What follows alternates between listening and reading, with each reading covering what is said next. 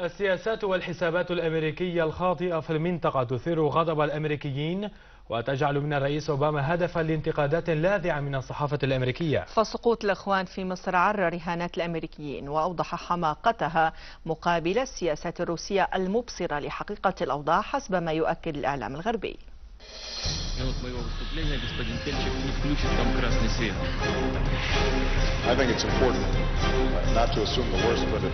لم يعد مقبولا استمرار الظلم التاريخي. مجددا تقع الإدارة الأمريكية عن عمد أو عن غير عمد في مصيدة القراءة الخاطئة والحسابات غير الدقيقة للواقع في العالم العربي. هذا ما تؤكده يوميا الصحافة العالمية واضعة بين كفتي الميزان الموقف الأمريكي والموقف الروسي المتوازن مما يجري في العالم العربي بشكل عام وبسوريا بشكل خاص.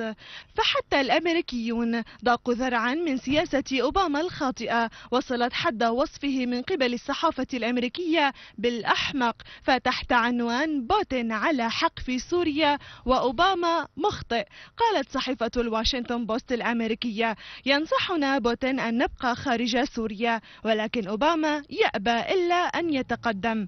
الحمقى يحافظون على تسرعهم، فالرئيس أوباما لم يتعلم شيئا من حماقتنا في مصر حيث تنازلنا عن حسني مبارك لصالح جماعة الإخوان.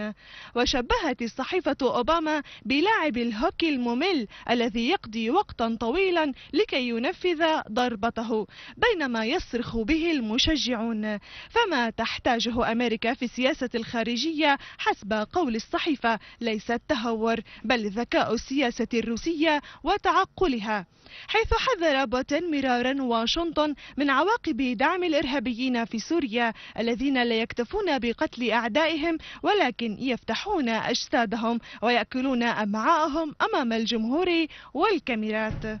انتقادات لاذعة وجهت لأوباما من الداخل الأمريكي لاعتماده على الإخوان في تحقيق المصالح الأمريكية في وقت أثبتوا عجزهم عن إدارة مدينة واحدة، فكيف دولة بحجم مصر؟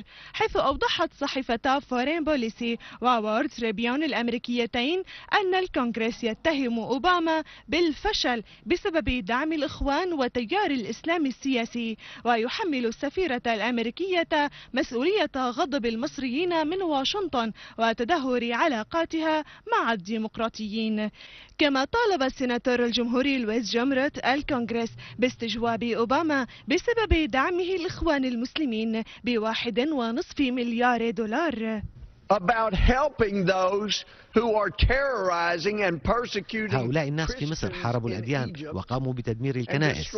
الإدارة الأمريكية تعلم بأنه قد أمر بعدم إعطاء أموال لهم ما لم يتم تحديد حقائق معينة، ولكن ما نعرفه بأن هذه الإدارة ستعمل على تمرير 1.5 مليار دولار للمتطرفين في مصر، ونحن نعلم بأنها ليست مساعدات إنسانية وإنما هي مساعدات عسكرية.